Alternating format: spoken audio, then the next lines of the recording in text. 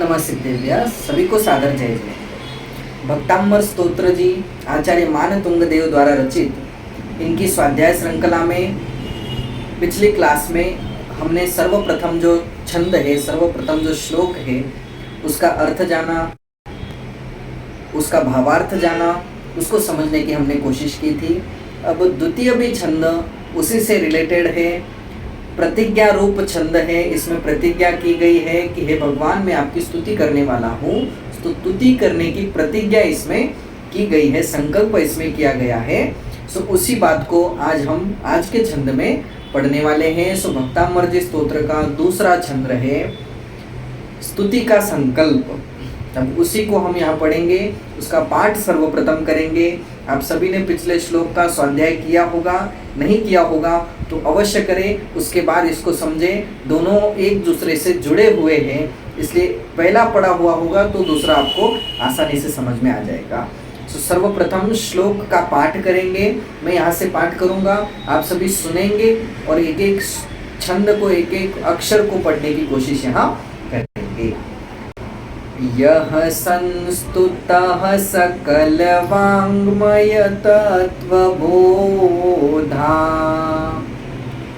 दुद्भूत बुद्धिपटुभिः सुरलोकनाथैः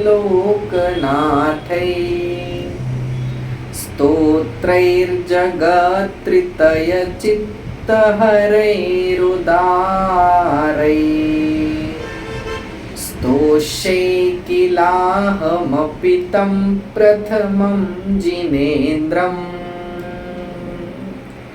तो इस प्रकार हमने पाठ किया।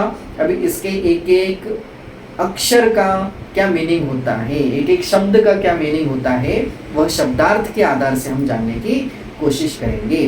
तो सर्वप्रथम है यह का अर्थ होता है जो। सकल वाङ्मय, सकल मतलब सब, समस्त, संपूर्ण।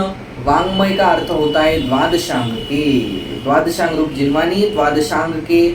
तत्वबोधात, तत्वबोधात तत्व माने यथार्थ ज्ञान से, यत तत्व का यथार्थ ज्ञान होने से। उद्भूत, उद्भूत माने उत्पन्न हुई। बुद्धि क्या उत्पन्न हुई कि बुद्धि पटुभिः, पटुभिः माने विशिष्ट बुद्धि, विशिष्ट बुद्धि माने प्रखर ज्ञान जिनको हो गया है ऐसे। और सुरलोकनाथ ही, स्वर्ग के नाथ इंद्र के द्वारा, स्वर्ग के नाथ कौन होते हैं? इंद्र। सो उस इंद्र के द्वारा जगत त्रितय, तीनों जगह, तीनों लोक के प्राणियों के, जगत त्रितय माने तीनों लोक के प्राणियों के चित्त हरै, चित्त को हरण करने वाले, चित्त को हरण करने वाले। उदारे, उदारे का अर्थ होता है उत्कृष्ट, प्रशंसनीय। स्तोत्र ही, स्तोत्रों द्वारा, स्तोत्र ही माने स्तोत्र के द्वारा।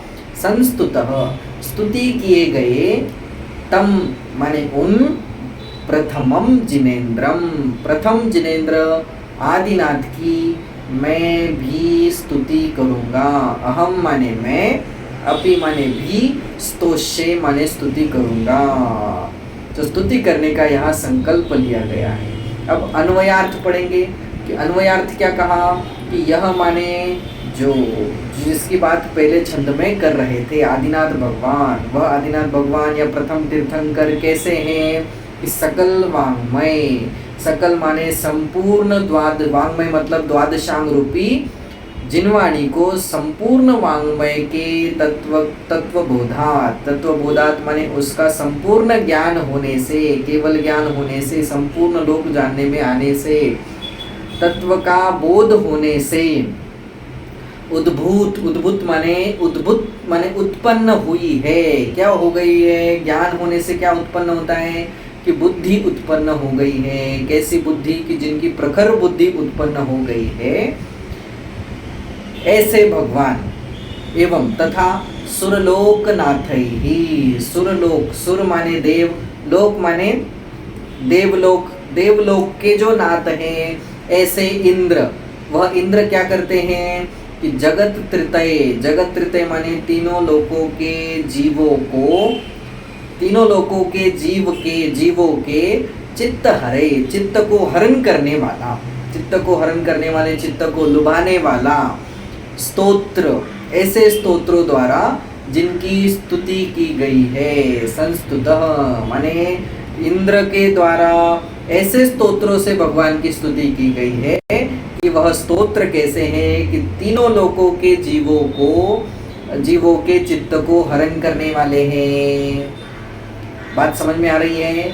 आगे, तम प्रथमम जिनेन्द्रम, तम माने ऐसे वह पहले, प्रथम जिनेन्द्रम, प्रथमम जिनेन्द्रम, ऐसे पहले जिनेन्द्र भगवान कौन है कि भगवान आदिनाथ, भगवान ऋषभ देव के किल अहम अपि स्तोष्ये, कि मैं भी स्तोष्ये मतलब स्तुति करूंगा, मैं भी स्तुति करूंगा, ऐसी प्रतिज्ञा उन्होंने यहाँ ली है। सो इसमें 2 पॉइंट यहाँ बताए गए कि सर्वप्रथम पहला पॉइंट बताया गया कि द्वादशांग रूपी जिनवाणी को जानने से जिनकी बुद्धि प्रखर हो चुकी है ऐसे भगवान, और दूसरा पॉइंट यह बताया गया कि जो इंद्र है, सुरलोक के नाथ, देवलोक के नाथ जो इंद्र है, वह ऐसे स्तोत्रों द्वारा भगवान की स्तुति करते हैं कि जो स्तोत्र तीनों लोक के जीवों के चित्त को हरने वाले हैं। सो ऐसे स्तोत्रों द्वारा भगवान की स्तुति करते हैं। तो ऐसे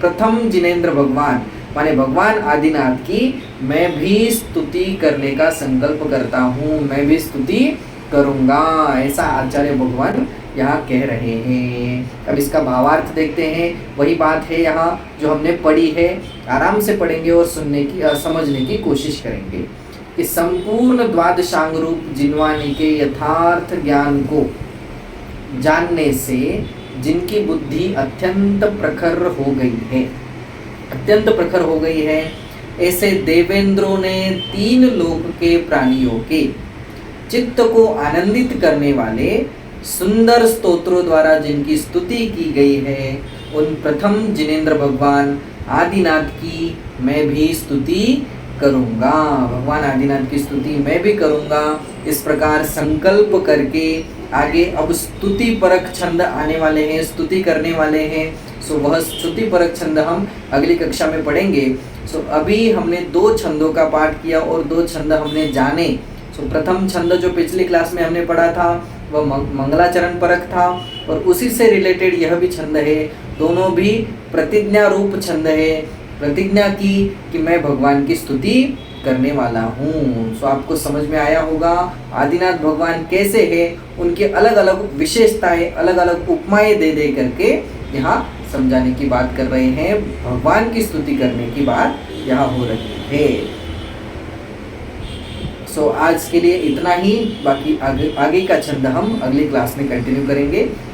सभी को जय हिंद।